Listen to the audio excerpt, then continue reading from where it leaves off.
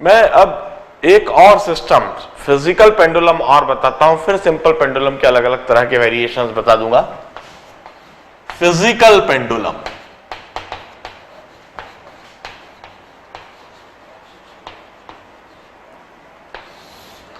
यह भी rotational SHM का ही एक एग्जांपल है। जैसा मैंने बताया, a lamina and it's pivoted at this point, इसका मास m है, this is the centre of mass, और सेंटर ऑफ मास के अबाउट इसका मोमेंट ऑफ इनर्शिया I है। This is a plane lamina, mass m and moment of inertia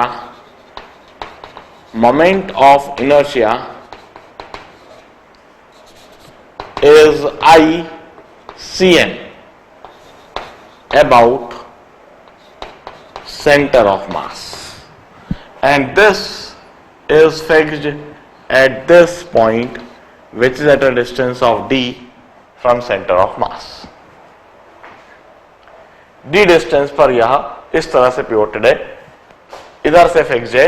now this में execute rotation about this point O, इस point O के about rotate कर सकता है कुछ इस तरह से। मैं रोटेशन करते समय इसकी क्या सिचुएशन बनेगी वह भी एक रफली ही ड्रॉ कर पाऊंगा।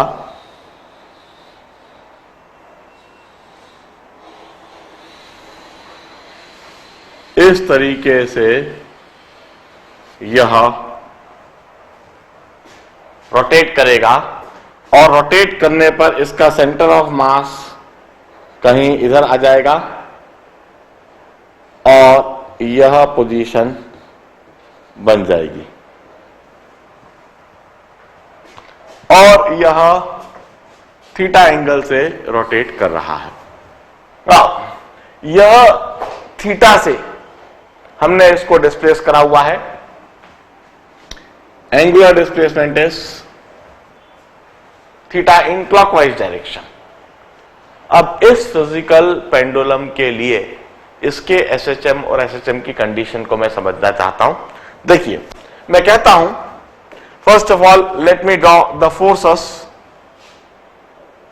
जिसकी वजह से एसएचएम करेगा। mg इस डायरेक्शन में है, इस mg के दो कंपोनेंट इस इंस्टेंट पर, this is mg cos theta and this is mg sin theta. मैं कहता हूं यह mg sin थीटा ही रेस्टोरिंग टॉर्क प्रोवाइड करेगा। हम कहते हैं इसका एंगुलर डिस्प्लेसमेंट थीटा इस डायरेक्शन में है, mg sin theta would provide the restoring torque, and that restoring torque would be mg sin theta into d, and this is equal to moment of inertia I into restoring angular acceleration. Hence restoring angular acceleration would be equal to mg d upon I into sin theta. Here I is moment of inertia about O. This I is moment of inertia about O. इसके लिए मैं लिख देता हूं this moment of inertia about O would be equal to, इधर लिखता हूं moment of inertia would be ICM plus MD square। यह जो मैंने लिखा है पैरेलल एक्सिस थ्योरम से, पैरेलल एक्सिस theorem.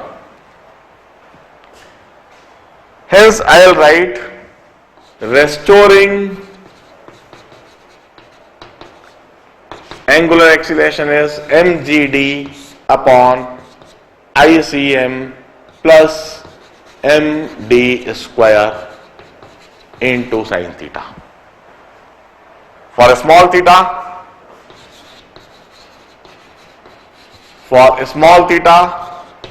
मैं sin theta nearly equal to theta लिख देता हूं और फिर मैं लिख दूंगा रेस्टोरिंग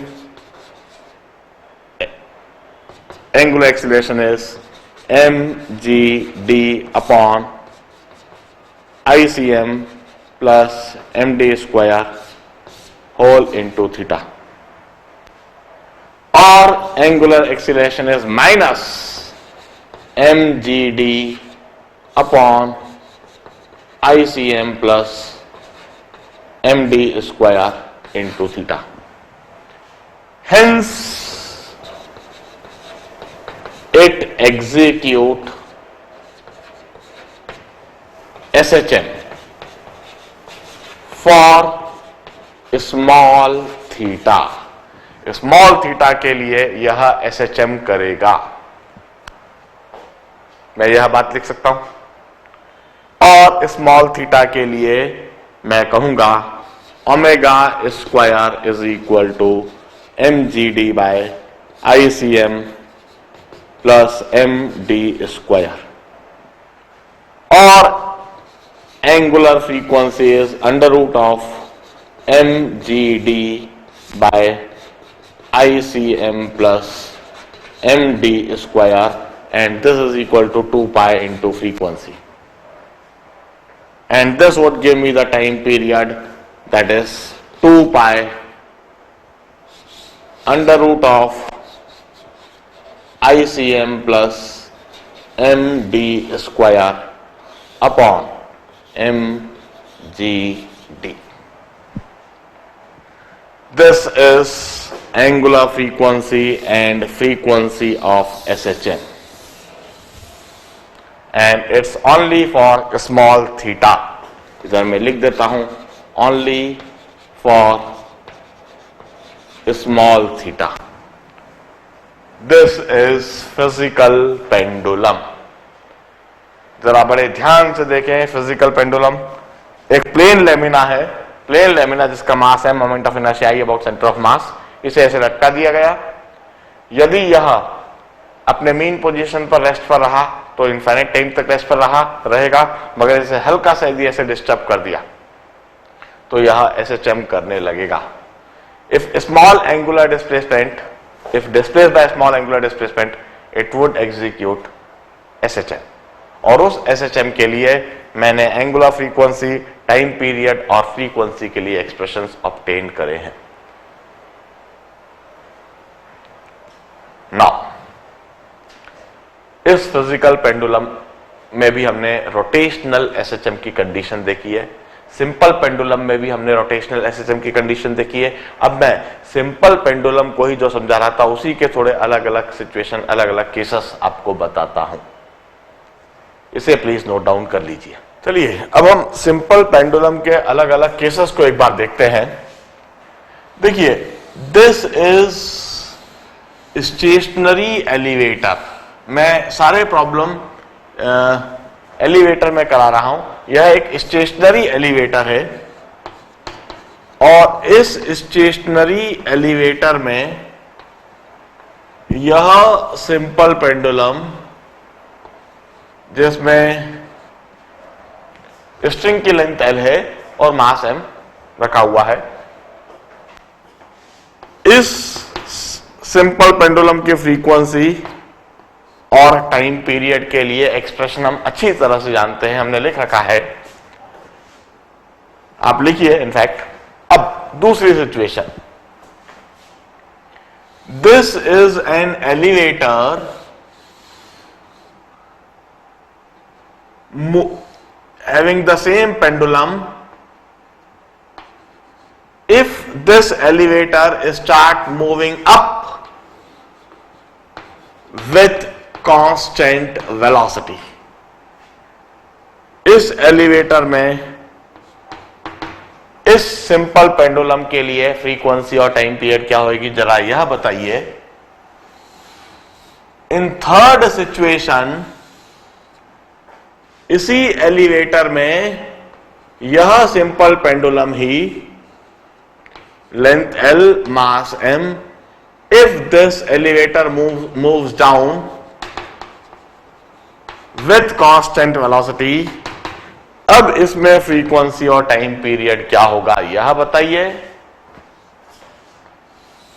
थर्ड सिचुएशन, यह एलिवेटर, इसमें यह simple pendulum, string having length L, pendulum bob having mass M. This time this elevator is moving up with constant acceleration. अब इसकी फ्रीक्वेंसी और टाइम पीरियड के लिए एक्सप्रेशन बताइए। और then another situation is, if this elevator having the same pendulum length L and if it moves down with acceleration less than g, constant acceleration less than g, what would be frequency and time period in this? And the last situation, in this elevator, this pendulum bob having length L, mass M, and if it moves down with acceleration greater than g, constant acceleration greater than g, तब इसका frequency और time period. पहली situation मैंने comparison के लिए दी, यह already मैंने बता रखा है। स्टेशनरी कंडीशन मींस हम ऑलरेडी जानते हैं, सिंपल पेंडुलम जैसे मैंने समझाया वही हुआ। लेंथ L, मास M, इसकी frequency time period. Constant velocity से ऊपर जाता है तब इस सिंपल पेंडुलम की टाइम पीरियड और फ्रीक्वेंसी में क्या फर्क आएगा। यदि कांस्टेंट वेलोसिटी से नीचे आता है तब इस सिंपल पेंडुलम की फ्रीक्वेंसी और टाइम पीरियड क्या लिखेंगे। और यदि कांस्टेंट एक्सीलरेशन से ऊपर की तरफ जाता है, कांस्टेंट एक्सीलरेशन है, इस बार इसका फ्रीक्वेंसी और टाइम पीरियड क्या लिखा जाएगा। और यदि कांस्टेंट एक्सीलरेशन से नीचे की तरफ आता है और यह एक्सीलरेशन लेस देन जी है, इस केस में दो सिचुएशन बताई, when acceleration is less than g, when acceleration is greater than g, नीचे आ रहा है एक्सीलरेशन से, तब फ्रीक्वेंसी और टाइम पीरियड क्या होगा। यह 6 सिचुएशंस के लिए इसी समय सोचिए क्या फ्रीक्वेंसी और टाइम पीरियड के लिए एक्सप्रेशन लिखा जाएगा। 4 से 5 मिनट आपको सोचने के लिए समय देता हूं और फिर मैं तेजी से सारे आंसर्स लिख डालूंगा और जहां समझाने की आवश्यकता होगी आपको समझाऊंगा, please. Now let me solve, let me write the answers. In this case frequency is 1/2 pi under root of g by L, time period is under root of L by G। Stationary pendulum के लिए यह हम जानते हैं।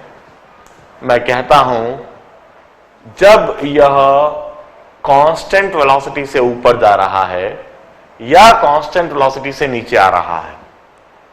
Constant velocity से हम कहेंगे acceleration is 0, इन दोनों केस में एक्सीलरेशन 0 है। और जब एक्सीलरेशन 0 होता है, they are inertial reference frame, they are inertial frame. और इनर्शियल फ्रेम में जब कोई एक्सीलरेशन नहीं है तब मैं कहता हूं फ्रीक्वेंसी और टाइम पीरियड के एक्सप्रेशन पर कोई फर्क नहीं आना है, वही फ्रीक्वेंसी का एक्सप्रेशन रहेगा और वही टाइम पीरियड रहेगा इन दोनों केस में। जैसा कि स्टेशनरी पेंडुलम में है वही सिचुएशन इन दोनों केस में रहेगी। इधर हम देखें, वेट वुड बी mg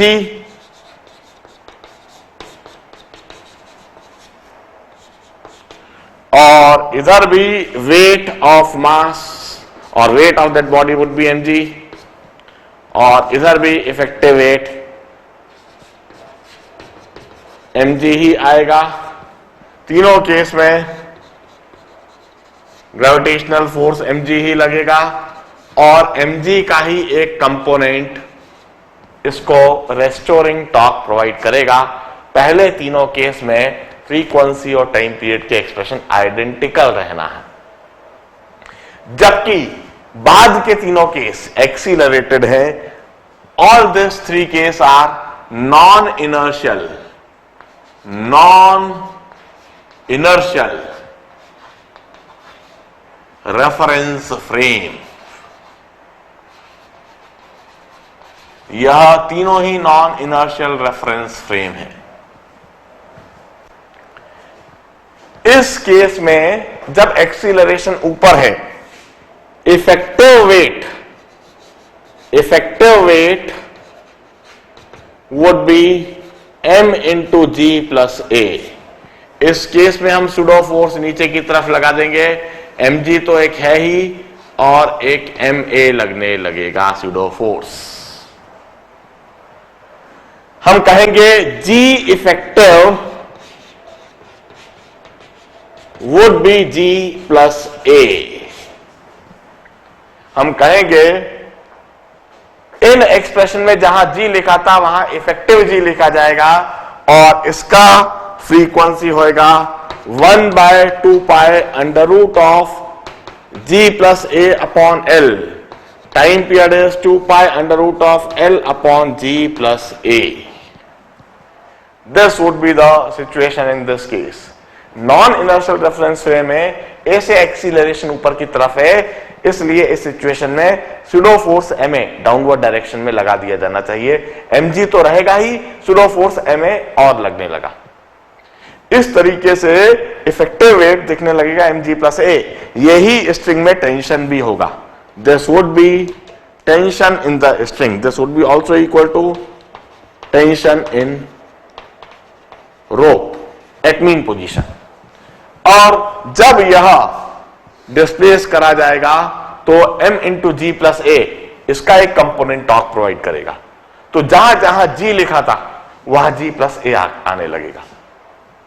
और इस सिचुएशन में क्या होगा? When it's accelerated in downward direction with acceleration less than g, तो देखिए mg तो नीचे की तरफ है ही और इसमें सुडो फोर्स ma ऊपर की तरफ लगने लगेगा। इस केस में सुडो फोर्स ma ऊपर की तरफ, तो जो इफेक्टिव वेट इस केस में आएगा, effective weight that would be m into g minus a. इस केस में जो g इफेक्टिव आ जाएगा वह g माइनस ए हो जाएगा। g minus a, this would be the effective weight. तो अब जो डाउनवर्ड नेट फोर्स है mg माइनस ए, तो जहां जहां g था वहां g माइनस ए दिखने लगेगा और फ्रीक्वेंसी अब हम लिखेंगे 1/2 pi under root of g minus a upon l। Time period would be 2 pi under root of l upon g minus a. This would be frequency and time period in this situation. अब last वाली situation जो कि सबसे ज्यादा interesting है। इस बार यह body नीचे की तरफ ए एक्सीलरेशन से जा रही है और वो एक्सीलरेशन g से एक्सीड कर गया है। अब जब यह पूरा elevator with acceleration greater than g से नीचे जा रहा है तो इन फैक्ट होगा यह कि यह स्ट्रिंग स्लैक हो जाएगी। इस पर जो सुडो फोर्स ma है, ऊपर की तरफ जो सुडो फोर्स ma है, that is greater than mg। Since pseudo force ma in upward direction it's greater than mg, इस वजह से स्ट्रिंग स्लैक हो जाएगी और यह मास ऊपर की तरफ जाने लगेगा और अल्टीमेटली यह मास इस तरह से उलट जाएगा और अब इधर SHM जो होगी वह इस मीन पोजीशन के अबाउट ऐसे SHM होगी। इसमें mg नीचे की तरफ है और ma ऊपर की तरफ, और SHM यह जो पेंडुलम है वो नीचे इस तरह से SHM करने के बजाय ऊपर उल्टा इस तरह से SHM करेगा। जैसे कि कोई हाइड्रोजन गैस भरा हुआ बैलून, जब हम हाइड्रोजन गैस भरा हुआ बैलून धागे से बांध के पकड़ लेते हैं तो क्या वो बैलून नीचे की तरफ जाता है? नहीं, हाइड्रोजन गैस भरा हुआ बैलून ऊपर रहेगा, हमने धागा पकड़ रखा है वो ऊपर रहेगा और फिर वो ऊपर इस तरह से मूव करता है। बिल्कुल इस तरीके से यह बॉब ऊपर इस तरह से एसएचएम करेगा और इस बार जहां पहले हम G लिखते थे अपवर्ड एक्सीलरेशन के केस में G प्लस ए, डाउनवर्ड एक्सीलरेशन के केस में G माइनस ए, यदि यह ए की वैल्यू G से अधिक हो गई तो अब यह फ्रीक्वेंसी के लिए एक्सप्रेशन लिखा जाएगा 1/2 pi under root of a minus G upon L. Time period is 2 pi under root of L upon a minus G। This would be the expression for frequency and time period. बड़े ध्यान से इस situation को देखिए। इस case में tension in the string, tension in string would be equal to ma minus mg, ma minus mg or m into a minus g. This would be the tension in the string. Observe all these situations for simple pendulum. सबसे interesting यह वाला जब हमने pseudo force लगाया, आखिरी के तीनों, when upward acceleration, when downward acceleration less than G, when downward acceleration greater than G, इन तीनों सिचुएशन को देखिए, समझिए। अब सिंपल पेंडुलम का एक प्रॉब्लम, एक सिचुएशन और कराऊंगा और फिर सिंपल पेंडुलम को ऑलमोस्ट पैकअप करूंगा। देखिए, प्लीज मैं साफ करने वाला उसको।